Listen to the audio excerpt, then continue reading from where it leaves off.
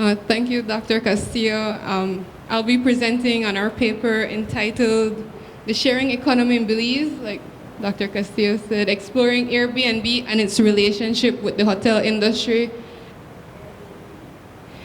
Airbnb, I'll get into the background as soon as possible. Somebody else?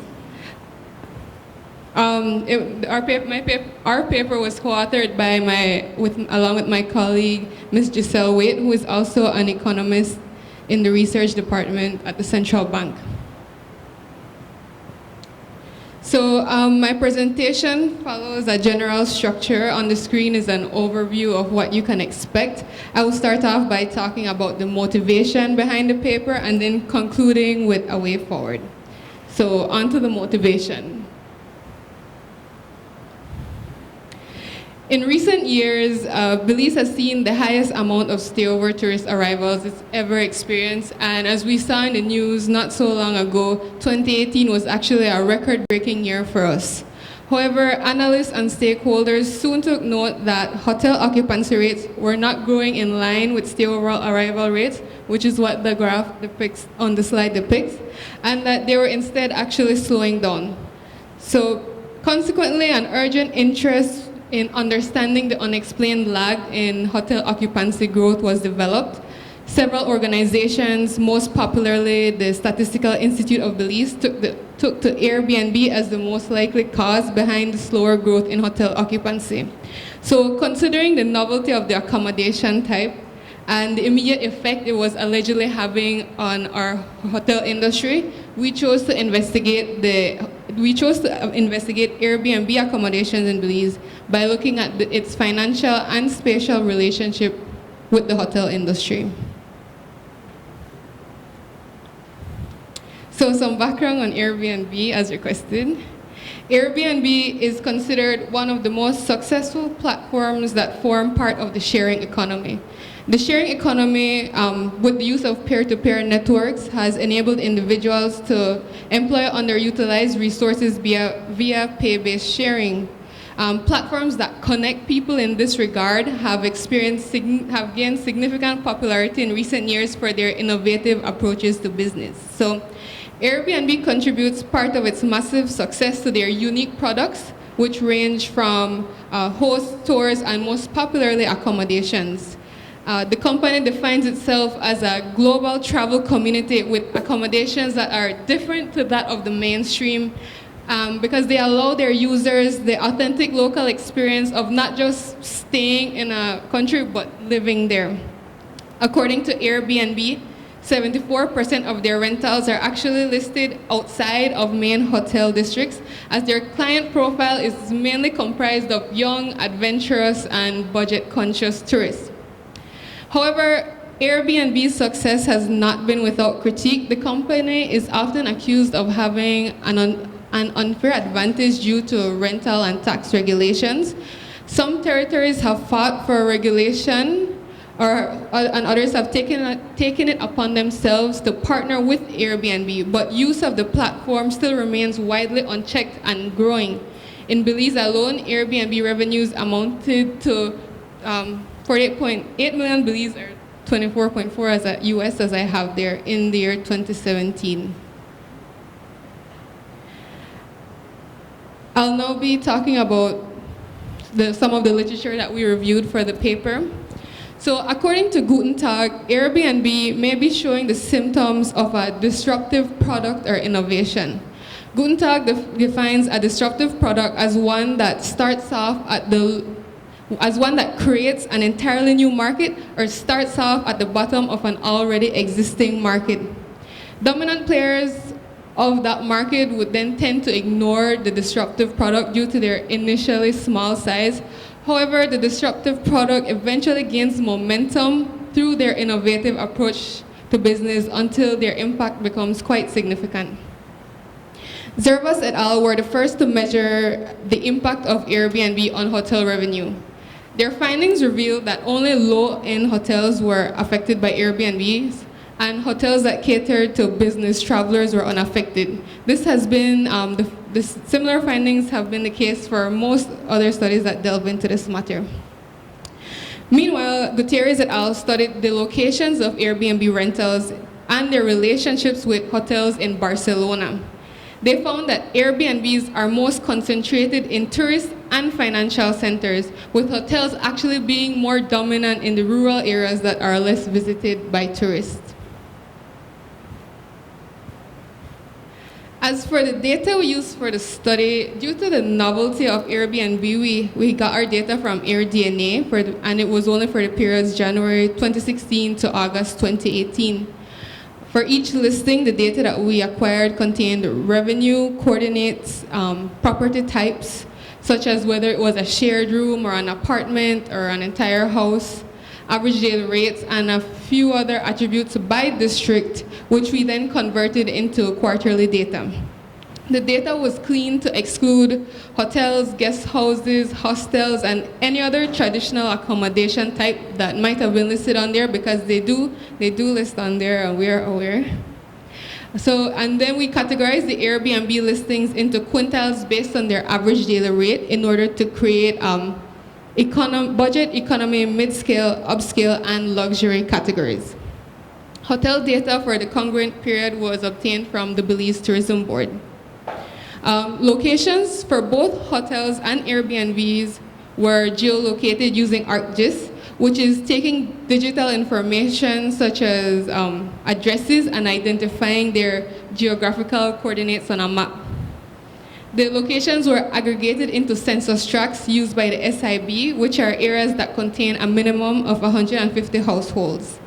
This was done so that we would be able to work with areas as opposed to individual points of locations.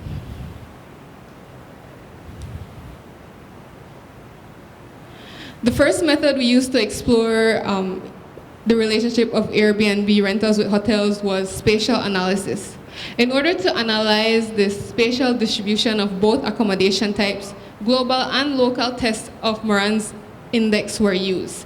So the global tests were used to determine the nature of spatial dispersion of hotels alone, the nature of spatial dispersion of Airbnb rentals, and then finally the nature of spatial dispersion of Airbnb rentals relative to hotels.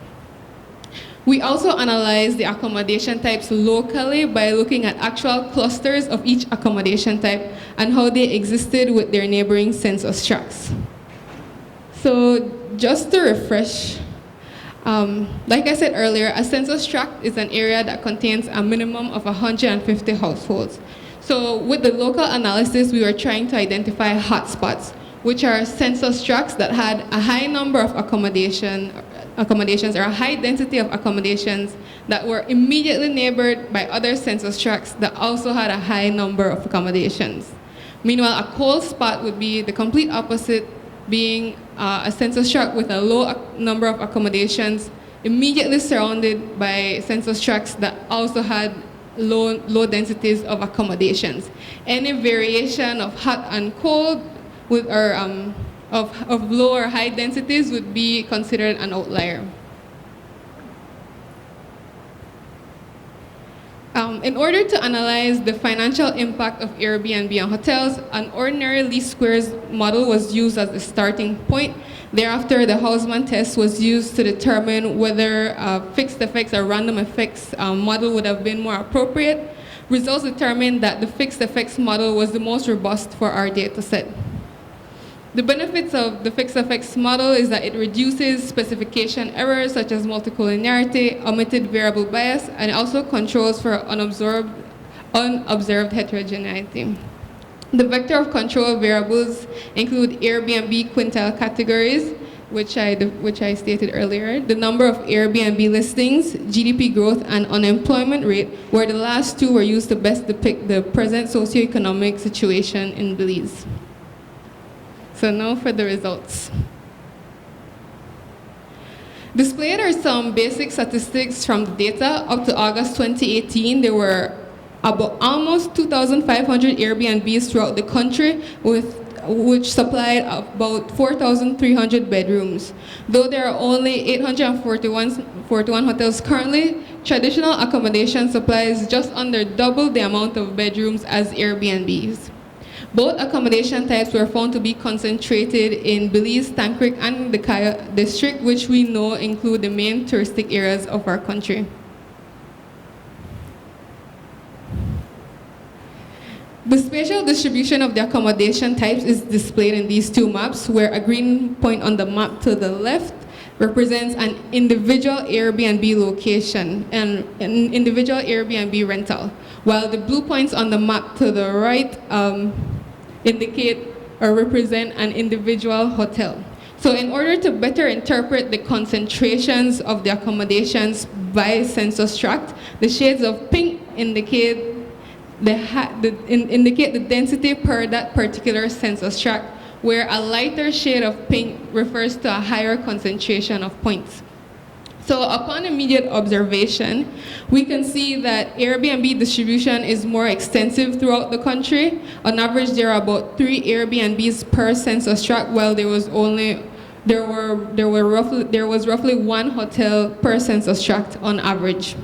Airbnbs also had the highest concentration of points in census tracts near or on the coast, which are some of the areas which we know are most popularly visited by tourists. Hotels displayed similar results, with its most dense census tract being on islands and on coastal areas. That's just a close-up of San Pedro so you can see more clearly. So in order to determine the statistical significance of what we just visually observed, the accommodation types were tested for clustering using global Moran's eyes test. Testing only hotels for clustering revealed that this accommodation type had statistically significant clustering behavior with a positive global Moran's index at a significance of 5%. Positive clustering behavior for Airbnb rentals were even more strongly significant at 1%, indicating a higher abundance of Airbnb listings in one location. When testing the clustering relationship of Airbnb rentals in relation to hotels, a strong positive relationship was found with a significance of 1%, meaning that both accommodation types tend to cluster in the same areas. In order to visualize the tendencies of the clusters themselves, local tests were run. On the maps displayed, the brightest shade of red indicates the census tracts that were identified as hotspots, which I defined earlier. Census tracts with a high number of points surrounded by other census tracts with a high number of points. The lighter shade of red indicates census tracts that had a high number of points but were surrounded by census tracts that had low densities of accommodations. And similarly, the darkest shade of blue represented cold spots, and the lighter shade of blue represented census tracts that had a low density of accommodations but were surrounded by census tracts that had high density of accommodations. So as you can see, Airbnb rentals, which is on this map over here, had a high number of hotspots, 56 of them, with most of them located near the coast and in some residential areas near Belize City, which are in close proximity to financial centers. Hotels had significantly less hotspots, only 8, with all of them located near the coast or on islands. Naturally, areas around the hotspots were classified as low-high, while both accommodation types had cold spots in rural and extreme inland areas. When looking at the nature of the clusters of both accommodation types together, 28 hotspots were identified, which are areas that had a high number of hotels and a high number of Airbnbs. They were identified in the popularly visited islands in the north and in southern coastal areas, which include Placencia. The remainder of the coast in light blue is indicative of areas where the presence of Airbnb rentals were higher than hotels. Only in the northwest did hotels outnumber Airbnbs in any one area, as indicated by the lighter shade of red. Rural and less developed areas were found to have low concentrations of both hotels and Airbnb rentals. So the important takeaway from all of this is that what we have just observed contradicts Airbnb's product placement as against the mainstream, and that they only cater to to putting tourists in unusual locations, and actually puts them right in the hotel districts in the tourist districts along with hotels. So this leads us to think that Airbnb rentals that are similarly priced with hotels and exist in the same areas may be competing. So when considering the financial impact, the data revealed that Airbnb revenue amounted to 48.8 million Belize dollars in 2017, which is about 18% of hotel revenue for that year and roughly 2% of GDP. We looked at which quintiles were the greatest contributors to revenue, with luxury Airbnbs generating 37% of revenue, followed by upscale rentals at 31%, mid-scale rentals at 17%, and economy and budget at 5% and 10% respectively. Notwithstanding, results from the fixed effects model revealed that the relationship with overall Airbnb earnings and hotel revenue was statistically insignificant. However, when considering individual categories of Airbnbs, budget, economy, and upscale rentals proved to be the most significant in negatively impacting hotel revenue. It's not all gloom and doom though, as there were positive spillover effects to GDP growth and unemployment rates, which were chosen to represent the socioeconomic situation in Belize. And these results have been similar to other economies that have used these indicators. So at 5%, budget and economy rentals were found to have the highest significance, whereby every 1% increase in revenue for a budget Airbnb rental would result in a 5% decrease in overall hotel revenue. Similarly, a 1% increase in economy Airbnb revenue would negatively impact hotel revenue by 9%. These results are similar to what has been seen in previous studies. However, upscale Airbnb rentals are now proving to be more significant in impacting hotel revenue. This is in congruence to the theory of innovation, whereby a disruptive product is one that starts off at the lower end of a market, but gradually it expands its market reach, on making the new significance of upscale Airbnb rentals really quite interesting. And if you take a look at our R-squared variable, you can see that it is quite high, reflecting the goodness of fit of our fixed effects model for our data. So what is the way forward? Given how new Airbnb is in the region, we hope to expand the study as more data becomes available. The study has helped us to understand the nature of the presence of Airbnb in Belize, and with further research, we would be able to better shed light on the need for appropriate regulation and taxation. However, Airbnb has shown willingness to cooperate and has already signed voluntary tax agreements with 14 other Caribbean countries, and they also signed an MOU with the Caribbean Tourism Organization, pledging to promote mutual interests. In 2017 alone, 1.6 million guests booked accommodations in the Caribbean through Airbnb. So Airbnb is presenting a new way to funnel in arrivals from what was perhaps a previously untapped area of the market.